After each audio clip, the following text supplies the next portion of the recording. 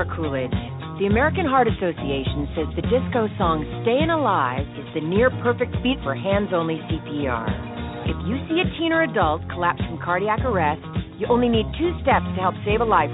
Call 911 and push hard and fast in the center of the chest to the beat of the song Stayin' Alive. Disco is back and it's saving lives. To learn more, go to heart.org/hands-only-CPR. Nationally supported by the WellPoint Foundation.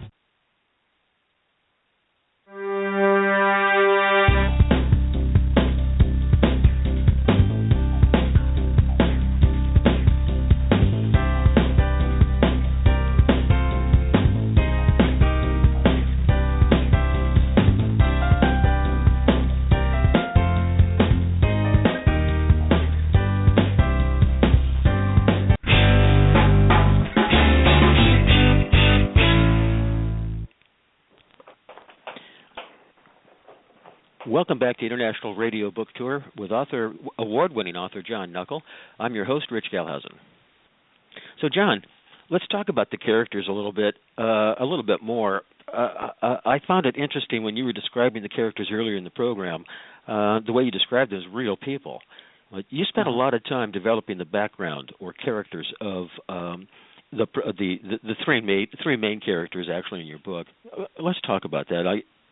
I'm fascinated. Like you actually anticipate as you write the story. You said you can anticipate how they might react. Yeah. I was. Well, the way this story came about was this really was my story, and I guess it's before I considered myself a writer. I guess I had my story, and I had these characters, and I had the whole book in my head. And I would, before I started writing it, I would think like, well, what would Frank do here? Or what would Carla do here? And what would Brogan do here? And I would have all these scenarios. So then when I started writing them, I sort of knew, like I know, and I write a bit about Frank's childhood. So I know what molded him, the type of person. I add little snippets, like when he was a kid, he used to shovel off the basketball court in the winter so he could practice his foul shots for the basketball season that was going to come up, and and that tells you how he has this work ethic, but also he has a damaged background, a damaged childhood. Carla, I describe her really terrible childhood, and how when she first is on her own, she spends hours and hours and days practically almost locked away in a closet because she's afraid to deal with people. Brogan is, he's like a legend. He is a legend. See, his drama or his inflection point is in the here and now. It's in the here and now. He doesn't really even think about the past or emotions. It's really what do I say? He doesn't think out of the box because he doesn't even have a box. It's just there is no box. He's a very pragmatic person. Yeah. And but I like these people. I really do. I know Frank. I've had a lot of back and forth. He's sort of, and I think it's good because I set out to make him like the everyman. For example, you walk by a Frank today. You're on the street, you walk by a Frank. I don't know, he's sort of average looking. You don't really, no one you really take note of. But this is he has a full life. He's a full on complex human being. Just because he's not big and tall and handsome, or he doesn't have an eye patch or any of these crazy vehicles that people most add on to these thrillers, for the lead. He's a regular guy. I really enjoy. John, I want to say I really enjoy your characters. They are very real to me, very realistic in how how you wrote the story, how they respond to what happens in the story. But Frank is kind of a person like sometimes you don't like him, sometimes you do. Yeah, I wrote something once in response to feedback I got. I wrote a blog, and I titled, I don't know if I like this guy. I titled it, and it's because I'm not sure exactly how Frank is going to act in certain situations because I don't know it until I write it. Someone advised me early on to make him more sympathetic, and they gave me recommended a book called Save the Cat. And I guess it's sort of like a screenwriter's Bible, and the concept is that the hero should, metaphorically save the cat. So, you could shoot up a whole room of people as long as if you pet the dog on the way out, people wouldn't understand. Or you put the baby down before you storm out of the building, or whatever the case may be. But I looked at him like, well, I don't know if Frank even likes dogs, I don't know. He may kick the dog on the way out. I don't know. Maybe he's a cat guy. Or, maybe he doesn't like cats. Maybe he's a dog. I don't know. I know that, I know how to write the shooting up the room scene, but the cat and the dog thing, I don't know. We'll figure it out when I get to the page. So anticipating how they might react, as you were writing the story, you didn't know if Frank was going to accept the bribe and take part in the scam or not. Oh, yeah. Go along with the theft or not go along. Yeah, there are many times, it ends up, and it was perfect for him. He did take the bribe. This is so typical, I could say, this is so typical of Frank, as if I know him. But so typical of Frank. He takes the bribe so he can use it as leverage to just hassle the guy who bribed him. Little does he know he's being filmed taking the bribe. Now he's in the middle of it, and essentially he's in very, very deep trouble because he wanted to be a wise guy, because the guy who offered him the bribe irked him and bothered him. So now here he is involved in this whole, which ends up being life-threatening mess for him. So that's Frank. And now, as far as someone wrote in one of the reviews where it's unclear whether he was going to cash that check or not, and that's the proper review because I don't even know to this day whether he would cash that check or not. Maybe he would have. Who knows? Interesting. So the end of the book then enters your character Brogan, the federal investigator. Yeah. Brogan is something you and I have talked about.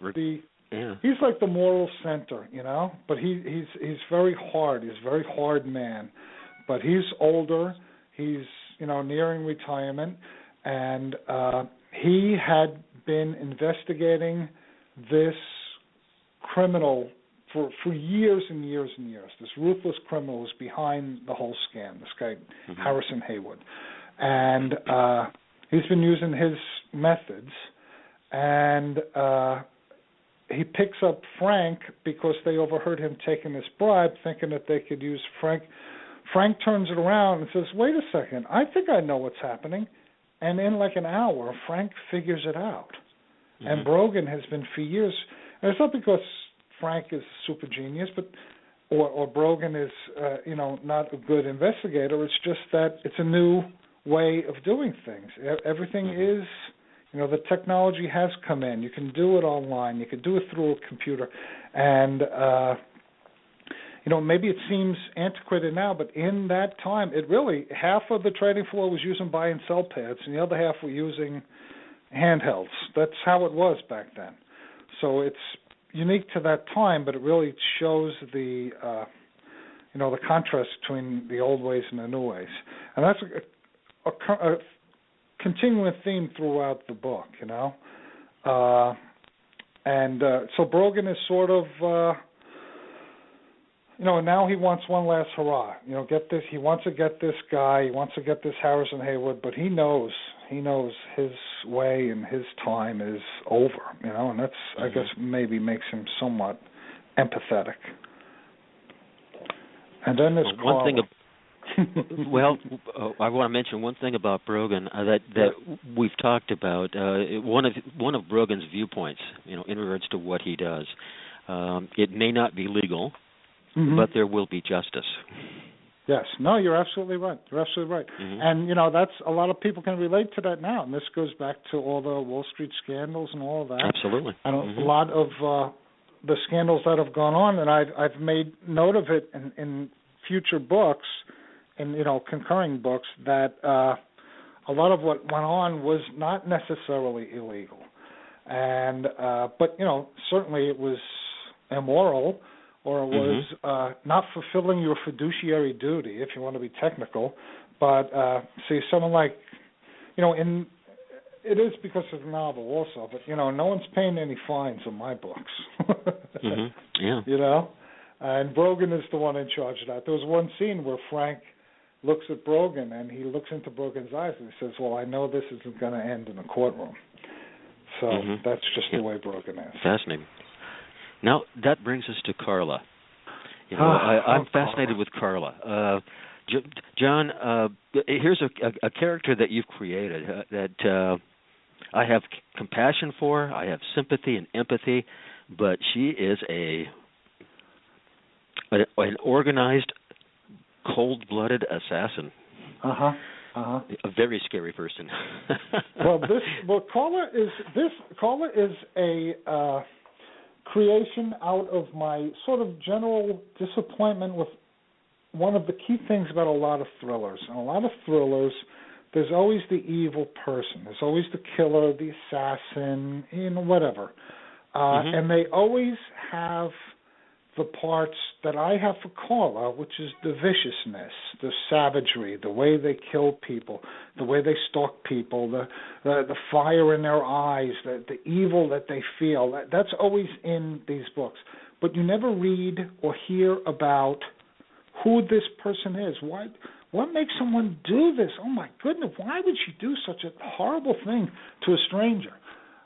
In the thrillers you read, they kill somebody and they laugh and throw the cigarette on the oil, the spilled oil, and everything burns up. Ha ha ha.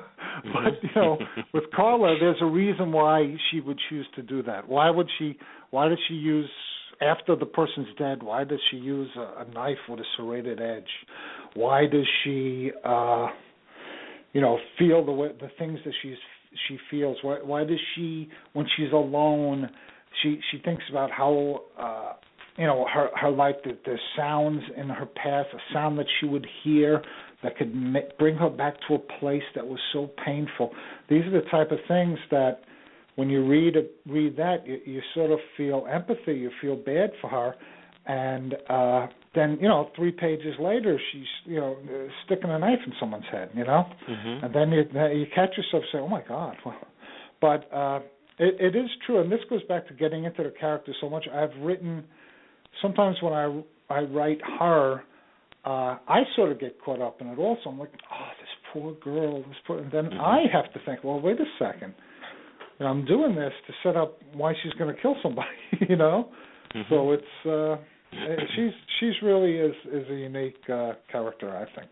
Well, you described Frank as he's a good person, he's a good guy, but it just doesn't come very easy to him. Yes. You had a different way of describing Carla. Yeah, Carla is evil. She's pure out evil, but she doesn't want to be. She doesn't want to be, but there it is. There it is. Well, it was the great line, which is sort of on the same lines with from Who Framed Roger Rabbit? I'm not bad. I'm just drawn that way. But that's Carla. She's just evil, and one of the things I said was, she chooses to hate.